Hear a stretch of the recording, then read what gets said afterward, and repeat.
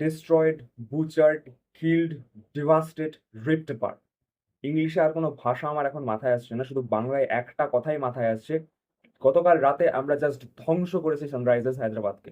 এক কথায় ধ্বংস করেছি, এক কথায় ছেলে খেলা করেছি। তো গতকাল রাতে সানরাইজার্স হায়দ্রাবাদকে কলকাতা নাইট রাইডার্স নরেন্দ্র মোদী স্টেডিয়ামে আইপিএল 2024-এর কোয়ালিফায়ার ওয়ানে যেভাবে হারালো আর যেভাবে ধ্বংস করলো, ধুলোয় মিশিয়ে দিল, তারপরে কোনো প্রশ্নই আসে না যে এই বছর 2024 আইপিএল এ কোন টিমটা বেস্ট, হায়দ্রাবাদ নাকি Kolkata. So hello everyone, this is Priyabrata Roy and welcome back again to All About Sports, your daily dose of cricket and football.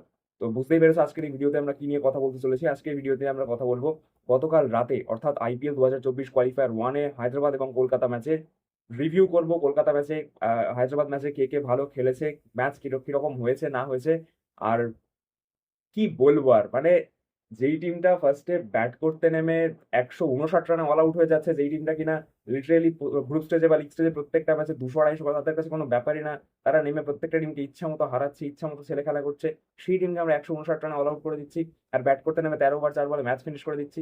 কি বলবো আর অপোনেন্টকে নিয়ে মানে ম্যাচ শুরু হওয়ার আগে 50-50 ম্যাচ, কোনো মানে ব্যাপক লেভেলের হাই একটা টপ কোয়ালিটি ম্যাচ হবে, ফুল অফ অ্যাগ্রেশন থাকবে ম্যাচের মধ্যে। কিচ্ছু ছিল না, জাস্ট কলকাতা। আমি as a Kolkata fan just live স্ট্রিমে গলা ফেটেছে আমার, গলা খারাপ হয়ে গেছে আমার, চেঁচাতে চেঁচাতে সেলিব্রেট করতে গিয়ে আমার জাস্ট গলাটা খারাপ হয়েছে।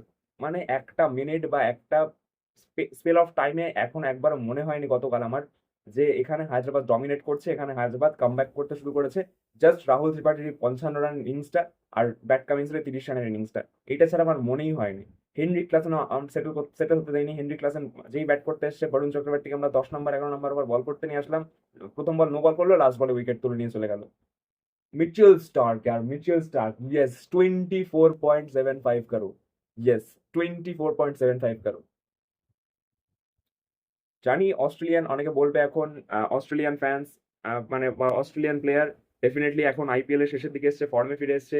তো এখানে অনেক কথা উঠছে, বাট আমি এটাই বলবো যখন হায়দ্রাবাদের ট্রাভিস হেড, প্যাট কামিন্সরা ভালো খেলছিল, হেনরি ক্লাসেনরা ভালো খেলছিল, যখন অন্যান্য টিম আরসিবি বা সিএসকে হয়ে বিদেশি প্লেয়াররা ভালো খেলছিল, তখন তো একবারও মনে হয়নি। যখন প্যাট কামিন্স ভালো বোলিং করছিল, ভালো ক্যাপ্টেন্সি করছিল, তখন একবারও মনে হয়নি যে প্যাট কামিন্সের 20.20 কোটি টাকা দাম, এখন 24 কোটি 75 লক্ষ টাকা। কেকেআর হয়ে মিচেল স্টার্ক ভালো খেলছিল না বলে তখন তাকে নিয়ে ট্রোল করা হয়েছে, আর শেষের দিকে এসে যখন ভালো খেলছে তখন তাকে ডেফিনেটলি বলা হচ্ছে সামনে ওয়ার্ল্ড কাপ চলে আসছে, সামনে অস্ট্রেলিয়ার হয়ে খেলতে যাবে তাই ভালো খেলছে। তো এইসব কোনো বিষয় না, এসব হচ্ছে জাস্ট বাহানা ট্রোলারদের। আমি এটাই বলবো যে মিচেল স্টার্ক, আমরা তাকে যে 24 কোটি 75 লক্ষ টাকা দিয়ে কিনেছি, সে যে মোটামুটি 5টা 6টা ম্যাচে ভালো বোলিং করেছে, ভালো স্পেল দিয়েছে এতগুলো ম্যাচের মধ্যে, তাতেই enough. As a unit, as a team unit আমরা যে আজকে ফাইনালে পৌঁছেছি, প্রথম টিম হিসাবে 20 পয়েন্ট নিয়ে আইপিএল ইতিহাসে প্রথমবার কলকাতা যে 1 নম্বর ফিনিশ করেছে, আর প্রথম টিম হিসাবে যে Hyderabad one of the best team নাকি এবছর আইপিএলে, তাদেরকে হারিয়ে যে আমরা ফাইনালে কোয়ালিফাই করেছি, এটাই আমাদের কাছে এনাফ। সেটা কোন প্লেয়ারকে আমরা 25 কোটি টাকা দিয়েছি, কোন প্লেয়ারকে আমরা 2 লাখ টাকা দিয়েছি, সেসব কোনো ম্যাটার করে না। আমরা অ্যাজ এ টিম ইউনিট যে পারফরমেন্স প্লেবার করেছি, আমরা as a team unit fielding wise, bowling wise, batting wise যেরকম মানে বুচার্ট করেছি প্রত্যেকটা টিমকে। জাস্ট গ্রুপ স্টেজে 3টে match Chennai match, Rajasthan match এবং পাঞ্জাব ম্যাচ, এই 3টে ম্যাচ বাদ দিলে আমরা যেভাবে ধ্বংস করেছি প্রত্যেকটা টিমকে, যেভাবে কামব্যাক করে মানে আমরা দেখিয়েছি যে এটাই কলকাতা নাইট রাইডার্স, এটাই গৌতম গম্ভীরের কলকাতা নাইট রাইডার্স, এটাই এই কলকাতা প্লেয়ার্সদের কলকাতা নাইট রাইডার্স, এটা ফ্যান্সদের কলকাতা নাইট রাইডার্স। এই নাইট রাইডার্স চাইলে অনেক কিছু করতে পারে, জাস্ট সময়ের অপেক্ষা, জাস্ট একটা ভালো ট্যাকটিক্স, একটা ভালো প্ল্যান, আর অ্যাজ এ টিম ইউনিট খেলার অপেক্ষা। তো সেটাই হয়েছে। এবার ম্যাচের ট্যাকটিক্স নিয়ে আর স্ট্যাটস নিয়ে যদি একটু কথা বলি, স্ট্যাটিস্টিক্স নিয়ে, তো ডেফিনেটলি ম্যাচ শুরু হয়েছে, কলকাতা ফার্স্টে টসে হেরে যায়, শ্রেয়াস আইয়ার কপালটা সত্যি খারাপ টসে। বাট টসে কপাল খারাপ হলেও কি হবে, ম্যাচে আমরা ঠিক ম্যাচ বার করে দিয়ে চলে যাই। তো সেখানে টসে হারলো Pat Cummins. Ahmedabad stadium, 19 November 2023, সবারই প্রথমে ওটাই মাথায় আসে। প্যাট কামিন্স প্রত্যেকটা ইন্ডিয়ান ফ্যানকে চুপ করিয়ে দিয়ে চলে গেছিল, কোটি কোটি ফ্যান্সদেরকে চুপ করিয়ে দিয়েছিল। তো সেই প্যাট কামিন্স আবারও 19 নভেম্বরের পর আবারও আহমেদাবাদ স্টেডিয়ামে খেলতে যায় কলকাতার এগেনস্টে। এবার ভাবছিলাম হয়তো আবারও কি করবে না করবে প্যাট কামিন্স, বাট কিচ্ছু করতে পারেনি। মানে যেই টিম 159 রানে অল আউট হয়ে যাচ্ছে, সেই টিমের আর বোলিং করতে এসে বা ওই রানটা ডিফেন্ড করতে এসে কি করবে? যেখানে রেহমানুল্লাহ গুরবাজ, আমাদের কাছে ফিল সল্ট ছিল না কালকে, সল্ট থাকলে সল্ট মেরে পাওয়ার প্লেতেই খেলা মোটামুটি 70% শেষ করে দিয়ে চলে যেত। কালকে তো সল্ট ছিল না। রেহমানুল্লাহ গুরবাজ প্রথম ম্যাচ খেলতে নেমেছে, একটু জাস্ট ব্যাটিং করে দেখে শুনে একটু খেলার চেষ্টা করছে, তাও 24 রান মতো করে দিয়ে গেছে। সুনীল নারায়ণও প্রায় 20+ রান স্কোর করে দিয়ে গেছে। আর বোলিং এর কথা বললে, কে আর বোলিং করতে নেমেছে মিচেল স্টার্ক। আর Mitchell Starc top quality bowling করেছে, এক্সেলেন্ট বোলিং করেছে। মানে ফার্স্ট ওভারে গিয়ে প্রথম বলে মানে প্রায় রান আউট হতে পারতো ট্রাভিসের ওখানেই, প্রথম বল ডট, সেকেন্ড বলে পুরো মিডল স্টাম্প লেগ স্টাম্প উড়িয়ে দিল। তুখোড় বোলিং ছিল ইয়ার মিচেল স্টার্কের প্রথম ওভারটা আর থার্ড ওভারটা, টপ কোয়ালিটি বোলিং ছিল। মানে মিচেল স্টার্কের যেটা দেখতে আমরা অভ্যস্ত, যে ফার্স্টে পাওয়ার প্লেতে নেমে সুইং করাবে, বাস ফুল লেন্থে বল ফেলবে, একদম আউট সুইং হবে, লেগ মানে লেফট হ্যান্ডের ব্যাটসম্যানদের জন্য ইন সুইং বল হবে, জাস্ট মানে হোয়াট আ স্পেল ইয়ার, হোয়াট আ স্পেল। পাওয়ার প্লেতে 3টে ওভার, মানে মাউথ ওয়াটারিং স্পেল ইয়ার, অসাধারণ স্পেল ছিল ওটা মিচেল স্টার্কের। দেন ফার্স্ট ওভারই ট্রাভিস হেডকে বাড়ি পাঠিয়ে দিল বা প্যাভিলিয়নে পাঠিয়ে দিল। দেন সেকেন্ড ওভারে বৈভব বারোটা বল করতে আসলো, অভিষেক শর্মাকে আউট করে দিয়ে চলে গেল আন্দ্রে রাসেলের ব্রিলিয়েন্ট ক্যাচ। দেন থার্ড ওভারে আবার মিচেল স্টার্ক বল করতে আসে, বাট থার্ড ওভারে একটা আউট হতে পারতো, রাহুল ত্রিপাঠী আউট হতে পারতো, বাট রাহুল ত্রিপাঠী এলবিডব্লিউ এটা আপিল করে, মানে আপিল করেছিলাম বাট রিভিউ নেয়নি আলটিমেটলি, বাট ওটা রিভিউ নিলে রাহুল ত্রিপাঠী যে 55 রান করেছে ওই রানটা হতো না, ওখান থেকে মিনিমাম 30 রান কম হতো। 30 রান কম হলে 159 থেকে 30 রান কমে গিয়ে মোটামুটি 130-এর কাছাকাছি টার্গেট হতো। তো কি বলবো আর, 159 রান আমরা 13 ওভার 4 বলে চেস করে দিচ্ছি, 130 রান আমরা 10 ওভারে চেস করে দিতাম, এটাই যে ডিফারেন্স হতো। বাট ঠিক আছে, এখানে নেট রান রেটের তো আর কোনো ব্যাপার নেই।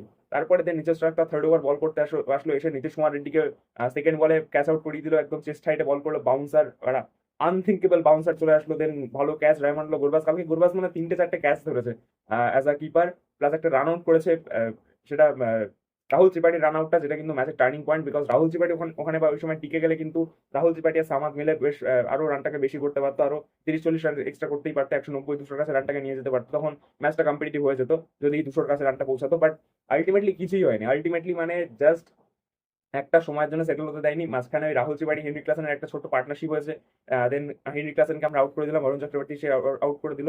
আর শাহবাজ আহমেদের যে উইকেটটা, মিচেল স্টার্কের যে শাহবাজ আহমেদের উইকেটটা, মানে অসাধারণ বলে। আর ওইভাবে বল করতে এসছে শাহবাজ আহমেদ, ফার্স্টে ব্যাট করতে এসছে, ফার্স্টে আমি জাস্ট দেখে অবাক।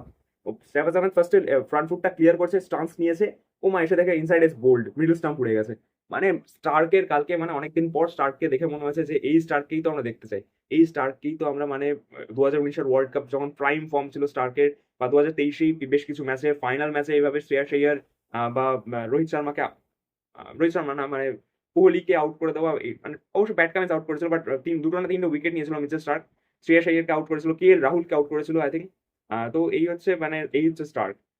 আমার এখন মনে পড়ে সেই জস বাটলার বা রোহিত শর্মা বা বেন স্টোকসের উইকেট গুলো, যে রিভার্স সুইং এ বা ইন সুইং আউট সুইং করে কিভাবে সেট আপ করে বোল্ড করেছে, উইকেট গুলো উড়িয়েছে। তো সেই মিচেল স্টার্ককে আমরা দেখতে পাচ্ছি এখন। দেখা যাক ফাইনাল ম্যাচ, আর একটা মাত্র ম্যাচ বাকি রয়েছে আজকে, ডেফিনেটলি এলিমিনেটরের ম্যাচ রয়েছে। আর কলকাতা ব্যাট করতে এসে 160 রান চেস করতে হবে 120 বলে, কোনো ব্যাপারই না। কলকাতার 8টা inform batsman, definitely Shreyas Iyer আর রিঙ্কু সিং তার মধ্যে আর রান পাচ্ছে না। কালকে এসে Shreyas Iyer as a captain যেভাবে ফার্স্টে এসে মানে অ্যাঙ্কার রোল প্লে করছিল, দেন লাস্টে এসে ট্রাভিস হেডকে যেভাবে মারলো, তখন প্যাট কামিন্সও আর কি হাল ছেড়ে দিয়েছে যে ওইখান থেকে আর ম্যাচ যেতে সম্ভব না।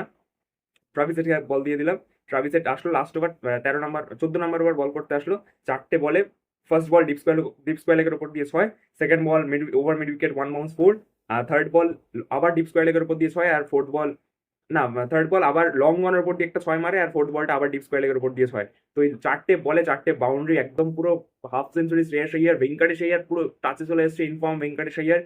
প্রত্যেকটা প্লেয়ার, এটাই হচ্ছে গৌতম গম্ভীর, চন্দ্রকান্ত পণ্ডিত, অভিষেক নায়ারের বুদ্ধি, এটাই হচ্ছে তাদের প্লেয়ারদের উপর ট্রাস্ট করার ফল, এটাই হচ্ছে as a family, as a মানে টিম না, অ্যাজ আ ফ্যামিলি থাকার ফল, অ্যাজ আ ফ্যামিলি বিহেভ করার ফল। মানে প্রত্যেকটা সময় প্রত্যেকটা ক্ষেত্রে যেভাবে আমরা প্রত্যেকটা প্লেয়ারকে ব্যাক করেছি, ভেঙ্কটেশ আইয়ার বা স্টার্ক একটা সময় খারাপ খেলছিল, তাদেরকে ব্যাক করেছি। রিঙ্কু সিংকে নিয়ে এত ট্রোল করা হচ্ছে যে রিঙ্কু সিংকে আগে পাঠানো হচ্ছে না, রিঙ্কু সিংকে খেলানো হচ্ছে, সেই রিঙ্কু সিংকে আমরা প্রত্যেকটা ম্যাচে চান্স দিয়েছি। ডেফিনেটলি ব্যাটিং আসছে না রিঙ্কু সিং এর, তার জন্য রিঙ্কু নিজের ক্লাসটাকে শো করতে পারছে না। রাসেল, রিঙ্কু সিং, রমনদীপ সিং 3টে মেন ফিনিশার আমাদের বসে থাকে, তাদেরকে ব্যাট করতে আসতে হয় না। তার আগেই গুরবাজ বা যখন সল্ট ছিল তখন সল্ট, সুনীল নারায়ণ, ভেঙ্কটেশ আইয়ার, শ্রেয়াস আইয়ার, নীতিশ রানা বা অঙ্কুশ রঘুবংশী যখন খেলছিল, এরাই এসে ম্যাচ মানে প্রায় 90% ফিনিশ করে দিয়ে চলে যায়। তাহলে ফিনিশারদের দরকারটা কোথায়?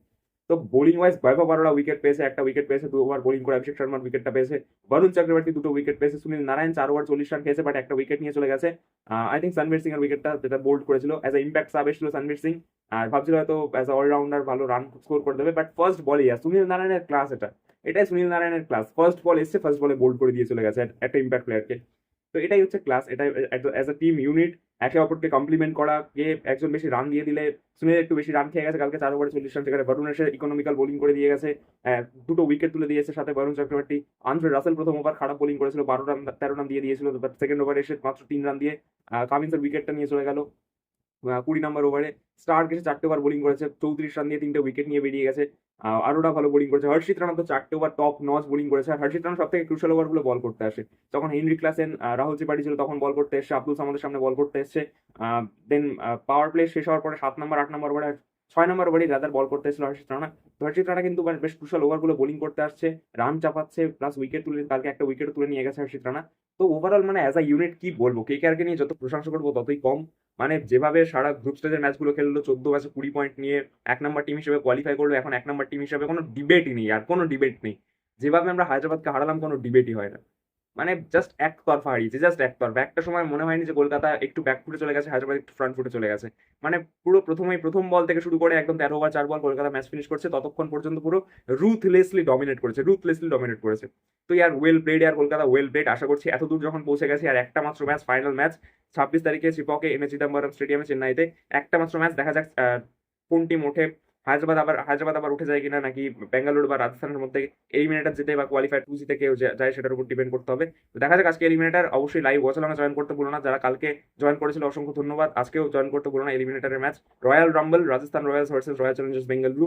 আর পরশুদিন আবারও 24 তারিখে মনে হয় ম্যাচ আছে একটা, কোয়ালিফায়ার 2 হায়দ্রাবাদ এবং আজকে জিতবে তার সাথে খেলা আছে। তো ঠিক আছে, ব্যাস দেখা হচ্ছে খুব তাড়াতাড়ি আজকে সন্ধ্যাবেলা ওয়াচালঙ্গে 7টা 15 জয়েন করতে ভুলো না। দেখা হচ্ছে, ঠিক আছে, সাবস্ক্রাইব করে রাখো। গুড বাই আর। আর সবশেষে এটাই বলবো যে up the purple and gold brigade, keep the golden and purple and gold flag flying high as Kolkata Knight Riders, as KKR will never die.